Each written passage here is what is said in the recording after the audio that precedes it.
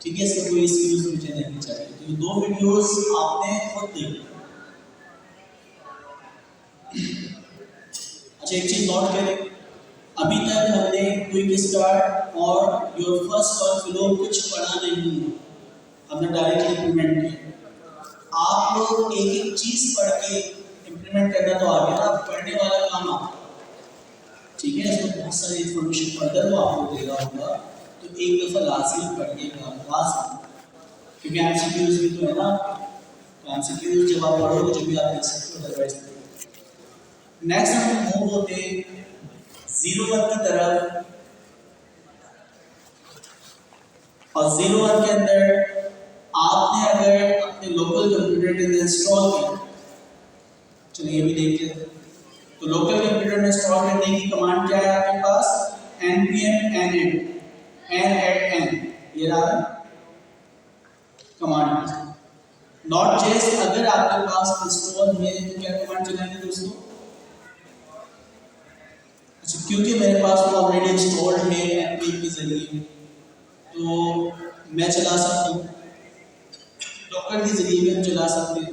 तो npm से मैंने इंस्टॉल किया हुआ, और इसको अगर चलाना हो तो कौन सी कमांड चलाऊंगा?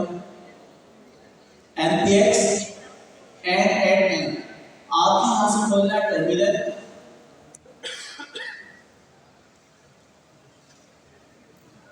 क्या कमांड है दोस्तों?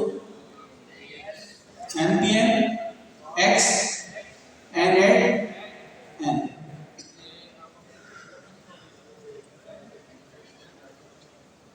देखना दोस्तों, लोकल होस्ट का हमें क्या मिल गया है, और जो भी आपकी ईमेल एड्रेस चीजें थी वहां से आप लॉग इन हो सकते।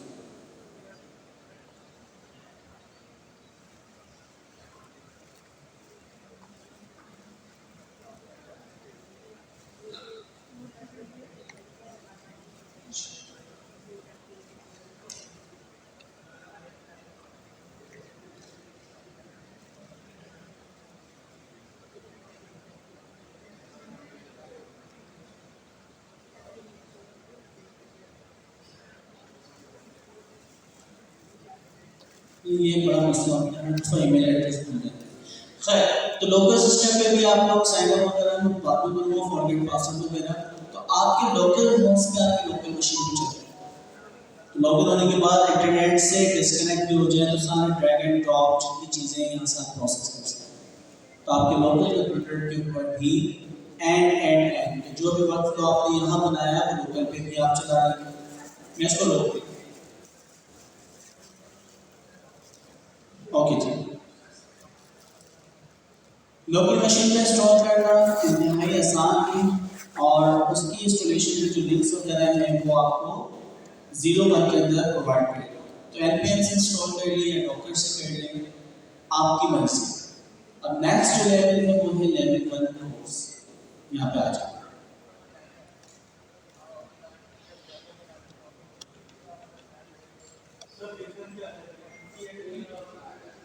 बेहतर ये रिक्वायरमेंट के ऊपर है। डॉकर से अगर मैं बनाता हूँ तो क्लाउड के ऊपर या सेल्फ प्रोसेस को कहीं पे कर सकता हूँ, बहुत सारी चीज़ें मैनेजमेंट हो जाती है। तो सेल्फ हॉस्ट सबसे बेस्ट है, ताकि वो हॉस्ट होगा जो भी आपका क्लाउड है या आपका एंड सर्वर जो है उसको कहीं पे भी डिप्लॉय कर सकते हैं। अदरवाइज लोकल मशीन में वहाँ पे भी आप देखोगे npx करके कोड चलाना होगा डॉकर के अंदर भी यही कमांड है। अब दोस्तों हम क्या करना चाहते हैं?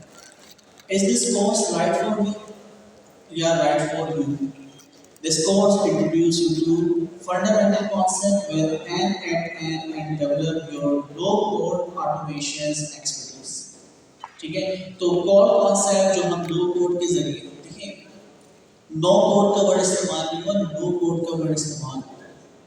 लो कोड का मतलब जब मैं एन को इस्तेमाल करता हूँ ये पैकेट में ये भी कोडिंग करता है, ड्रैग एंड ड्रॉप के जरिए पैकेट में कोडिंग होती है, और वो कोडिंग जो है आप लिखते हैं, इसलिए हम इसको क्या कह रहे हैं? लो कोड। हाँ, आपकी वो जो कोडिंग हुई है उसको आप कस्टमाइज भी कर सकते हैं। इसका क्या मतलब है कि आप उसकी 2 लेवल चीज़ों पे अगर आप प्रोग्रामिंग जानते हैं, टाइपस्क्रिप्ट जानते हैं, पाइथन जानते हैं, तो दो सपोर्टेड लैंग्वेजेस हैं। अच्छा, जावा और दूसरी लैंग्वेज सपोर्ट करता है, लेकिन हमारी जो मतलब कि दुनिया की जो टॉप लैंग्वेजेस हैं, सबसे नंबर 1 पे पाइथन है। सो पहले आपके जावास्क्रिप्ट थी, टाइपस्क्रिप्ट भी जावास्क्रिप्ट थी, ठीक है। तो सबसे टॉप पे पहले जावास्क्रिप्ट थी, लेकिन अभी आप देखें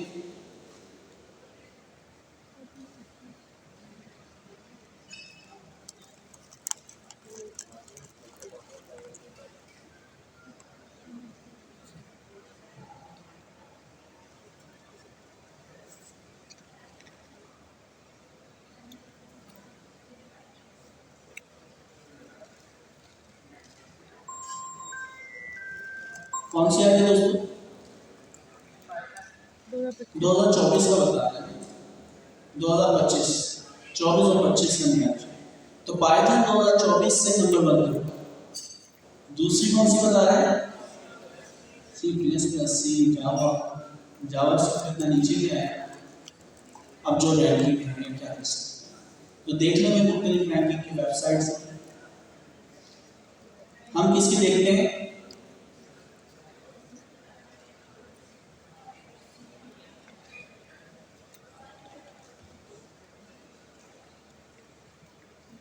तो गिटहब के मुताबिक कौन सी लैंग्वेज है, पाइथन है। और दूसरी कौन सी है, जावास्क्रिप्ट, टाइपस्क्रिप्ट, जावा, फिर सी पे आता है। यानी देखिए हमारे लिए ना गिटहब बहुत इम्पोर्टेंट है। पूरी दुनिया की डेवलपर कम्युनिटी जो है वो ज़्यादातर जो अपना कोड लिख के रखती है वो गिटहब पर रखती है। तो गिटहब के ऊपर ज़्यादातर किन प्रोजेक्ट्स पे काम हो रहा है, तो दुनिया की नंबर 1 लैंग्वेज जो है वो इस वक्त पाइथन, या गिटहब में इस्तेमाल होने वाली जो नंबर 1 रैंकिंग की लैंग्वेज है वो पाइथन। फिर जावास्क्रिप्ट के प्रोजेक्ट्स होते हैं, फिर टाइपस्क्रिप्ट के, तो हमें पता चल गया कि यार पाइथन नंबर 1 पे। अच्छा, इस वजह से नॉलेज की सपोर्ट जो है यहाँ पे हमें दी। तो हम क्या कर रहे हैं, लो कोड को इस्तेमाल करते हुए जो भी आपकी ऑटोमेशन के टास्क हैं उसकी एक्सपर्टीज बिल्ड करने जा रहे हैं लेवल 1 के कोर्स में। इसमें क्या क्या होगा, this course is for you if you are starting to use and for the first time. अगर कोई एडवांस लेवल की चीज़ जानता है तो उसको जरूरत नहीं है। तो कितने लोग हैं जो कि एडवांस लेवल से पहले से काम कर रहे हैं माशाल्लाह। एक तो दुनिया की एक हैंड रेस पीछे से हुआ, 2 लोगों ने तो हैंड रेस किया, ठीक है। तो इन लोगों को ये कोर्स करने के लिए तो बच्चों वाली चीज़ है, क्योंकि बिल्कुल फंडामेंटल चीज़ें बता जो लोग पहले से काम कर रहे हैं, गो थ्रू कर रहे हैं, या ऑलरेडी उन्होंने गो थ्रू किया हुआ जबकि तो उनके पास एक्सपर्टीज है। तो पहली चीज़, अगर आप बिगनर हैं, फर्स्ट टाइम कर रहे हैं, तो आप उसको इस्तेमाल करें। Are you looking for some extra help creating for first workflow, already हम फर्स्ट बना चुके हैं। अब एक्स्ट्रा जो है इन्फॉर्मेशन हम उसी के अंदर ऐड करने की कोशिश करें। Want to automate processes in your personal or working life? तो मेरी पर्सनल लाइफ में भी बहुत सारी चीज़ें हैं। आपके पास व्हाट्सएप पे मैसेज आते हैं, आपके पे ईमेल्स आते हैं, आपके फ्रेंड्स रिक्वेस्ट आती हैं, तो वो जितने भी काम हैं उनको आप ऑटोमेट कर सकते हैं अपनी पर्सनल और वर्क लाइफ। ऑलरेडी जिस जगह आप जिस ऑर्गेनाइजेशन में काम कर रहे हो उसके लिए भी ऑटोमेशन कर सकते हैं। हमें डिपेंड करता है कि आप किस तरह यूटिलाइज करते हैं। This course introduces end-to-end concept and demonstrates practical workflow building without assuming any prior familiarity with end-to-end। पुरानी इन्फॉर्मेशन की नहीं है, कभी इस्तेमाल नहीं किया, तो बिल्कुल बिगनर लेवल से हम स्टार्ट करेंगे। If you have like to get a feel for the basics without as much explanation, concept are quick start। तो यूवी वाले वहाँ पे ले जा रहा है कि आपने अगर इतनी डीप डाइव नहीं करना तो फिर स्टार्ट करें। क्या चीज़ें लर्न करने जा रहे हैं, what will I learn in this course, bullets point पढ़ते हैं, बाकी चीज़ आप लोग को डीप डाइव करेंगे। तो मैं एक चीज़ नहीं पढ़ूंगा, जो इम्पोर्टेंट चीज़ है उसके ऊपर हमने चीज़ पढ़ी। ट्रांसफॉर्मर के अंदर क्या होता है, सेल्फ अटेंशन। तो सेल्फ अटेंशन जो वर्ड इम्पोर्टेंट है उनके ऊपर फोकस करें। पहली चीज जो है N के अंदर how to set up N local के ऊपर हमने देखा npm app install N -g, तो ग्लोबल लेवल पे इंस्टॉल हो जाएगा। उसके बाद npx और क्या था N आपके कंप्यूटर पर चल जाएगा, 2 कमांड चलाने के टर्मिनल। अदरवाइज क्लाउड वाले क्लाउड के ऊपर चला रहे हैं। उसके बाद नेविगेट द एडिटेड यूआई। तो हम जो एडिटर देख रहे थे इसकी पूरी यूआई के बारे में इंफॉर्मेशन होना चाहिए कि भाई प्लस का बटन क्या होता है, ओवरव्यू में क्या होता है, पर्सनल में क्या होता है, एडमिन पैनल में क्या होता है, हर चीज हमें पता होना चाहिए। इस पूरी यूआई के अंदर जितनी भी चीजें हैं, चाहे वो एग्जीक्यूशन है कि टैब है, वैल्यूएशन के टैब है, सेल्फ शेयर है, जितनी भी चीजें, हर एक चीज के बारे में पता होना चाहिए, जब तो आप उसको यूज कर पाए। अब आपको पता ही नहीं है कि मुझे व्हाट्सएप कनेक्ट करना वो कहाँ मिलेगा, तो आप कैसे ढूंढेंगे? तो यूआई की पूरी इंफॉर्मेशन जो है वो हमें यहाँ पे मिलेगी। स्ट्रक्चर्स डेटा, अच्छा हमने कैनवास के अंदर देखा कि इनपुट है आपके नोट्स की जो भी प्रॉपर्टीज और मैट्रिक्स होते हैं वो होता है बीच में, और आखिरी में उसका क्या होता है आउटपुट। तो 3 आपके पास कैनवास के अंदर विंडोज होती है। तो उसका स्ट्रक्चर डेटा क्या है वो देखना है, how to configure different nodes, parameters and add credentials. तो ये काम तो हमने ऑलरेडी किया, नासा के साथ भी किया, वेब के साथ भी किया, एपीआई की इस्तेमाल, उसके फंक्शन इस्तेमाल किए। When and how to use conditional logic in workflow। तो हमने conditional logic लगाई थी if कि अगर C उसमें आता हो तो true हो जाए, अदरवाइज false हो जाए। How to schedule and control workflow। तो ये भी हमने देखा कि खुद एग्जीक्यूट कर दो तो टाइम सेट कर दो, उस टाइम पर वो चल जाए। अच्छा लास्ट है how to import, download and share workflow with others। तो उसमें कोई मुश्किल काम नहीं है। साइड में अगर हमारे शेयर का बटन आ, ठीक है, डॉटेड पे क्लिक करें तो डाउनलोड का ऑप्शन भी आता है, तो क्या मुश्किल है? तो आप किस तरह अपने वर्कफ्लो को डाउनलोड कर सकते हैं या किसी के भी साथ इंटरनेट के ऊपर उसका जो लिंक है वो क्रिएट करके शेयर कर सकते हैं। तो ये शेयर करना आपको आता है।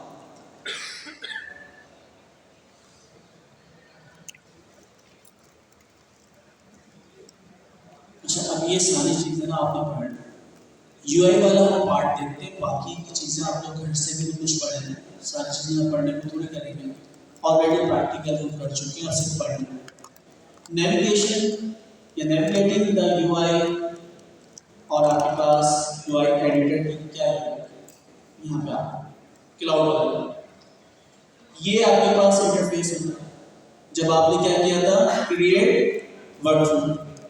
अब इसके अंदर क्या क्या चीज़ें, सबसे पहले लेफ्ट पैनल, ये है लेफ्ट पैनल, ठीक है। तो लेफ्ट पैनल के अंदर क्या क्या चीजें हैं? पहली चीज होती है ओवरव्यू। तो हमने यहाँ पे देखा ओवरव्यू मौजूद है, ये ओवरव्यू है क्या, all the workflow, credentials, executions you have access. तो जितने भी वर्कफ्लोज बनाए हैं, जितनी भी एग्जीक्यूशंस हुई हैं, उन सारों की डिटेल यहाँ पे आती है। अच्छा अब उसकी डेफिनेशन के मुताबिक contains all the workflows and credentials you have access to during this course, create new workflow here। तो जितने भी वर्कफ्लो आपने बनाए हैं, जो आपके साथ शेयर हुए हुए हैं, जिनके एक्सेस आपके पास मौजूद है, वो यहाँ पे शुरू। सेकंड हमारे पास होता है प्रोजेक्ट्स। तो क्या यहाँ पे प्रोजेक्ट्स हैं? जी दोस्तों प्रोजेक्ट क्या दिख रहा है? ये देखिए प्रोजेक्ट का टैब दिखाई नहीं दोस्तों, ठीक है। तो प्रोजेक्ट्स है हमारे पास, इसमें क्या है, प्रोजेक्ट के अंदर not available on community addition, आप जो अपने लोकल कंप्यूटर पे चलाएंगे उसके अंदर ये मौजूद नहीं है, ठीक है। Project group, workflows and credentials you can assign roles to the user in project to control what they can do in a project, ठीक है, क्योंकि आपको पता चलेगा। अब personal project is available by default, जो पर्सनल प्रोजेक्ट्स में काम किया हुआ वो आपके पास है, लेकिन अगर हम एक टीम बनाएं PIAC की और आप लोगों को भी उसमें शामिल कर दें तो क्लाउड वाले में तो शामिल होगा, लेकिन आप इंडिविजुअल वालों के पास नहीं होगा, यानी लोकल कंप्यूटर पे नहीं होगा। एडमिन पैनल,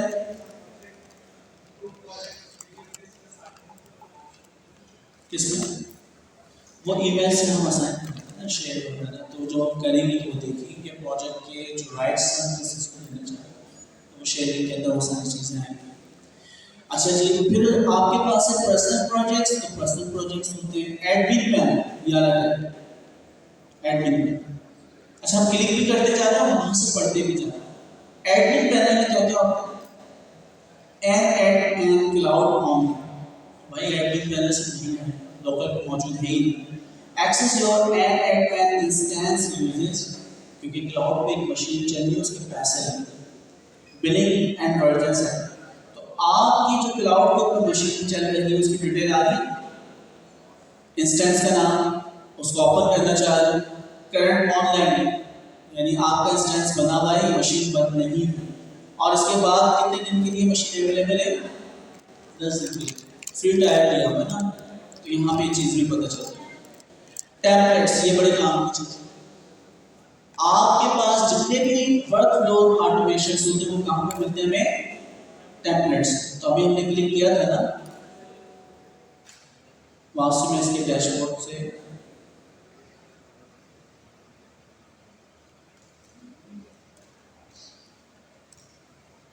टेम्पलेट्स क्लिक किया था ना दोस्तों। टेम्पलेट सबसे पहले से तो स्टार्ट किया था, याद आया? क्या सर्च किया था यहाँ पे? वेरी क्विक स्टार्ट, तो यहाँ से मिलेगा। वेरिएबल्स है।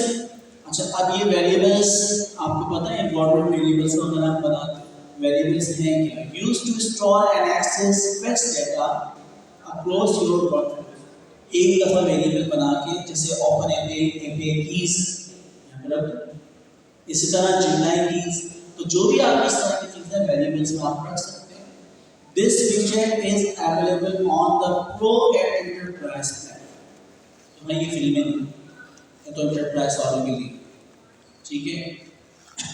फिर क्या है? All execution contain information about your workflow execution. Check करते हैं भाई, हमारे पास ऑल वर्कफ्लो एग्जीक्यूशन भी लिखा है। फाइन, मुझे तो नहीं लिखा।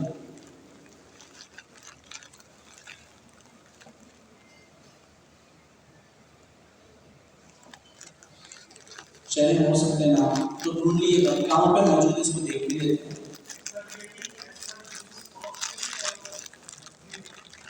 ये सब्सक्रिप्शन बेस है,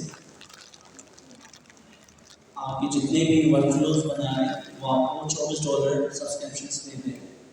तो फिर क्लाउड के ऊपर जितनी एग्जीक्यूशन होगी तो फिर जितना ट्रैफिक है तो फिर उसके आगे चार्जेस हैं। अच्छा जी, तो आपके पास ऑल एग्जीक्यूशंस पहले नहीं होगा, कहाँ पे भी मुझे तो नहीं दिख रहा, किसी के पास आ रहा है? पर्सनल में यहाँ पे एग्जीक्यूशन, ओके, तो जितनी भी एग्जीक्यूशन हम देख रहे हैं वो सारी यहाँ पे आ रही है, ठीक है।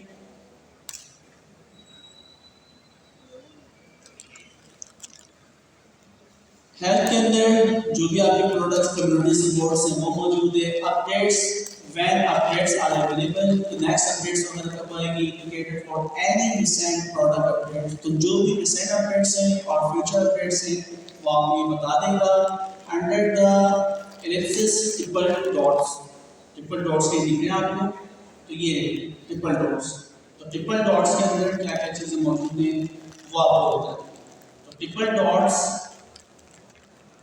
यहाँ पे हमें क्या क्या मिलता है? यूजर नेम मिल जाता है, manage user access setting for variety of features, तो यहाँ से आप चीजें चेंज कर सकते हैं। अच्छा, आपको यूआई डिटेल से पढ़ना है, एक चीज को देखना है, तो ये सारी यूआई के बारे में इंफॉर्मेशन होना चाहिए, जितनी भी नोड्स हैं। अच्छा, हम जो पैलेट खोल रहे होते हैं उसका नाम क्या है?